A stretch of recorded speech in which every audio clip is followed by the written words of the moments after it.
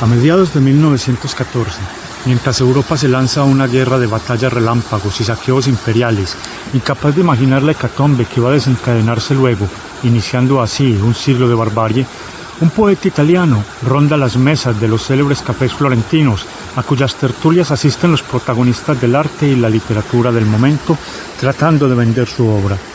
El poeta juzga al posible lector y diciendo: «De esto no comprenderías nada», arranca sin consideración alguna las páginas que, según él, su futuro lector no podrá comprender.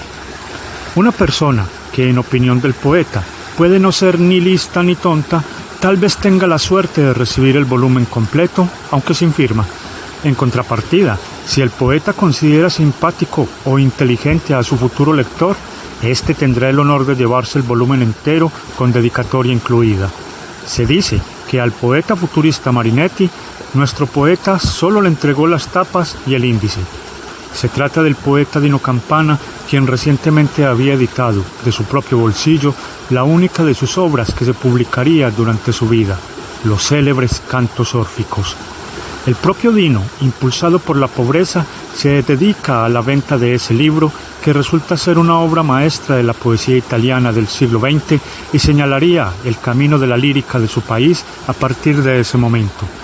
Ahora bien, lo que aquí nos interesa es acercarnos al desconcertante y, en cierto sentido, trágico periplo que hubieron de recorrer el autor y su obra.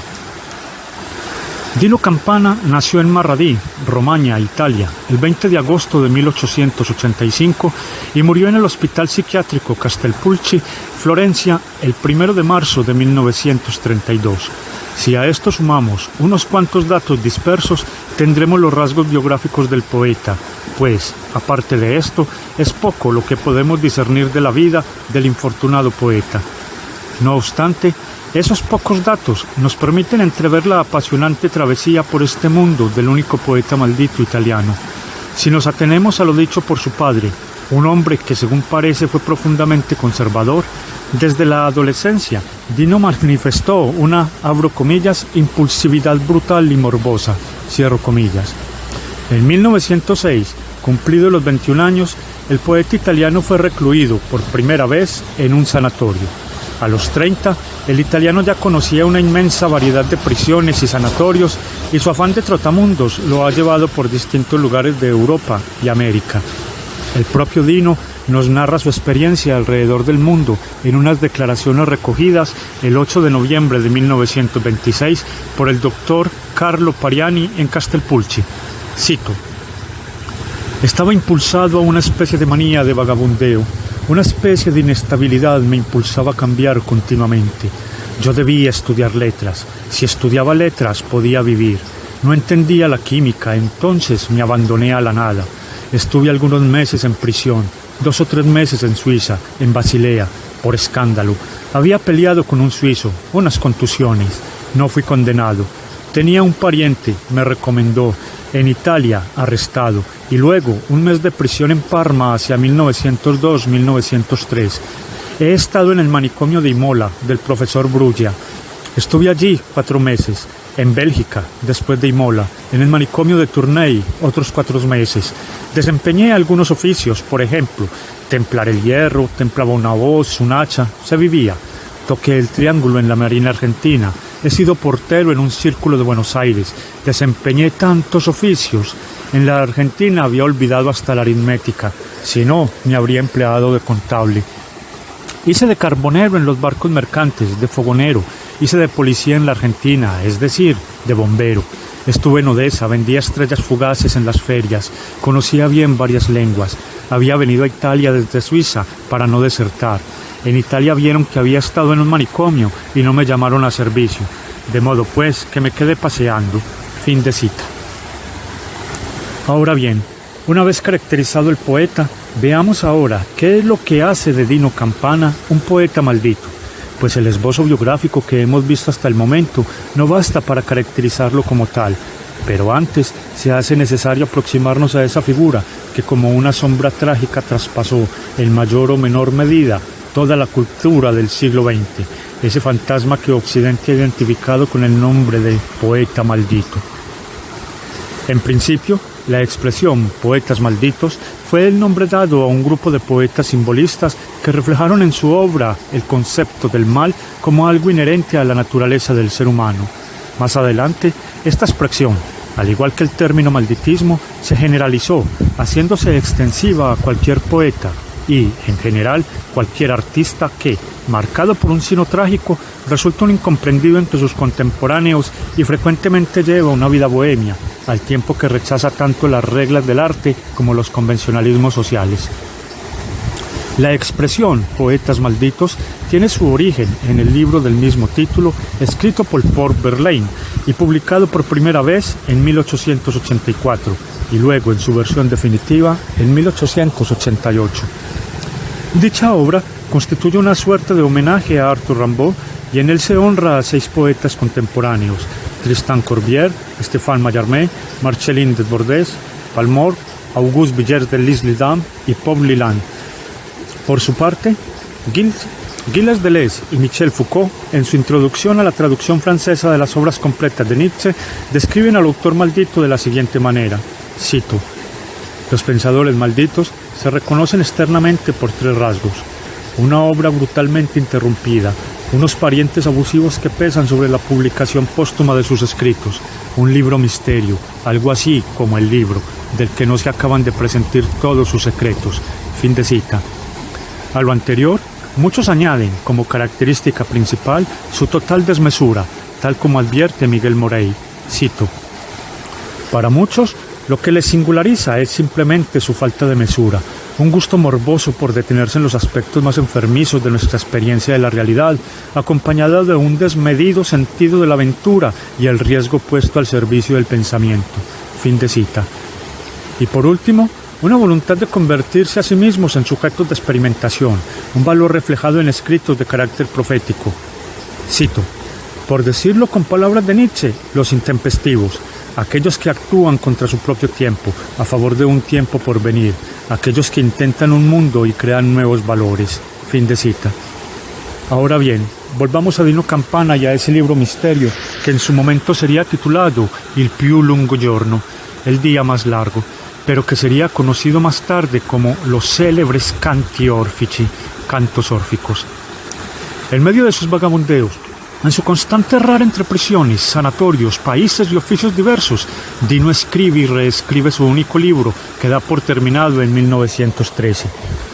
Para 1914, nuestro poeta se decide a cubrir la distancia que separa Marradí de Florencia, unos 60 kilómetros, usando como medio de transporte sus propias piernas, con el único objetivo de encontrar un editor para su obra.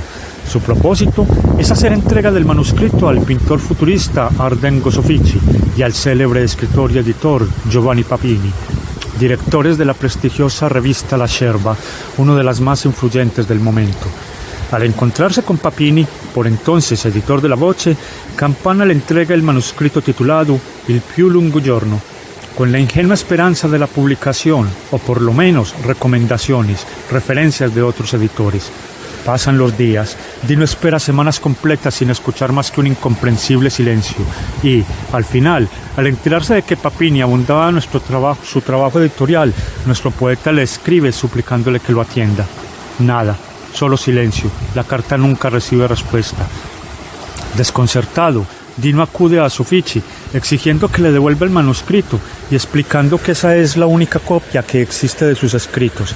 Soffici se digna responder, pero su respuesta resulta demoledora para la frágil estabilidad mental del poeta. El manuscrito se ha extraviado en una mudanza y no aparecerá hasta 57 años después, cuando, eventualmente en 1971, la viuda de Soffici lo encuentra entre los papeles de su marido. Desmoronado, devastado, al borde de un colapso, nuestro poeta se empeña frenética y febrilmente en reescribir su obra de memoria, posiblemente con la ayuda de algunas notas que conserva, y, finalmente, edita por su cuenta sus poemas en la imprenta local de Marradí, ahora con el título de Canti Orfici. Cabe anotar que, cuando eventualmente la viuda de Soffici encontró el manuscrito del día más largo, sorprendió la fidelidad con que los cantos órficos se aproximaron a su primera versión. Una vez editada su obra, Campana, aguijoneado por el hambre, se resigna a vender su libro, aunque no está dispuesto a venderlo a cualquiera. y, en consecuencia, se desarrolla la escena descrita al inicio de estas líneas, escena que Soffici pinta con estas palabras. Cito: un individuo simpático y considerado inteligente quizás podía obtener los cantos con el autógrafo del poeta. Un simple burgués recibía solo el libro, o peor, sin la primera página ni la cubierta. Si luego se trataba de un tipo ordinario, claramente ajeno a las artes, Campana no se lo daba, sin antes quitarle delante de él las páginas que consideraba demasiado elevadas. A algunos estúpidos presuntuosos que se las daban de escritores, llegó a no entregar más que la cubierta y pocas páginas que él consideraba poco logradas. Fin de cita. Ello contribuye a que su obra solo encuentre algún eco en el restringido círculo de sus amigos más inmediatos. No obstante, 14 años después, la reedición de los cantos órficos en 1928 le trae la fama y el reconocimiento de sus contemporáneos. Pero, para entonces, Dino Campana ha estado internado por 10 años en el Hospital Psiquiátrico de Castelpulci, del que ya nunca saldrá. El 1 de marzo de 1932, Dino falleció en Castelpulci debido a una septicemia, posiblemente consecuencia de una infección contraída al saltar la alambrada que rodeaba el sanatorio en un intento por escapar. A su muerte es enterrado en la iglesia de Badia a VII, iglesia que durante la Segunda Guerra Mundial fue bombardeada por los nazis. Ahora bien, en la poesía de Campana no es posible adivinar un único estilo. La suya es una poesía de múltiples voces que encierra paradojas, contradicciones, elementos antagónicos que se funden y confluyen en una voz personalísima que toma símbolos y temas antiguos para proyectar y expresar la angustia y el dolor del ser humano contemporáneo. Pero no se trata de un paisaje plagado de nubarrones grises. Campana canta y se derrama en himnos, ofreciendo el espectáculo de una poesía pura, a veces demasiado ruda, descuidada en apariencia, versos que remiten al instante primigenio de la creación poética. Sobre este poeta, que se resiste a ser encasillado en convenciones literarias, Curcio Malaparte advierte, cito: en su locura de poeta emergieron visiones nocturnas de un día que se precipita rápidamente en la melancolía de la noche, en el temblor nocturno, en la oscuridad del espíritu. La pureza deriva de Campana de una infantil, fallida mediación con la realidad que lo circunda. El solo instrumento es la palabra, incomprendida, rechazada, escondida. El manuscrito perdido, sus versos recompuestos en un desván en 1931, que quedó incontaminada precisamente porque no fue usada, no fue explotada, perla de una ostra que el helado ha vuelto aislada, encerrada. La poesía no tolera reclusiones, el canto es liberación de los afanes, es deseo, es sueño, recuerdo, futuro que fluye y ahoga la palabra construida al silencio de Dino Campana, se desprende, se alza como grito, como hoja, como luna eléctrica, como pura energía poética. Fin de cita. Por otra parte, cabe señalar que la poesía de Dino Campana no se reduce al verso. De hecho, los cantos órficos abren la puerta de entrada a su poético mundo con un largo poema en prosa titulado La Notte. Esta prosa poética no pasa desapercibida a Curcio Malaparte, quien anota, cito: la prosa de Campana es pura poesía, pura y disonante como bronce de campana, como el vacío de la noche, agujero negro que chupa su espíritu tan necesitado de ser reconocido, como enfermo, como persona, como poeta. Fin de cita. También cabe anotar que el título del poemario no es fortuito, por el contrario, indica claramente la posición del poeta respecto de la tradición lírica italiana. De un lado, la palabra cantos hace referencia a una larga tradición en la lírica italiana. Recordemos que, en principio, el canto hacía referencia a un tipo de composición lírica que tenía por fin ser cantada.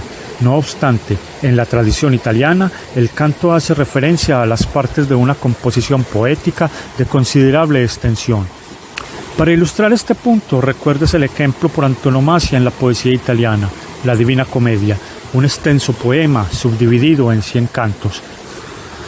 En el caso del poeta que nos ocupa, la palabra cantos alude más bien a una deuda con el poeta Giacomo Leopardi, en cuyos cantos cada composición puede entenderse como parte de un conjunto único, pero no pueden definirse como subdivisiones de un extenso poema. La segunda palabra del título, órficos, alude a una ruptura, un rechazo de las tendencias poéticas que circulaban en la Italia de Dino. El título también remite a los misterios órficos de la antigua Grecia, al arcano silencio cuyos secretos solo se descubren al iniciado. De este modo, Campana dota su poética de un simbolismo que cubre sus palabras bajo un velo de misterio que solo pueden penetrar unos cuantos elegidos, lo que nos trae la imagen del poeta arrancando páginas de su libro antes de entregarlo al futuro lector. Por último, nada mejor que invitar al lector a que penetre él mismo en el mundo de los cantos órficos y trate por sí mismo de desvelar los secretos que encierra en su obra el único poeta maldito italiano.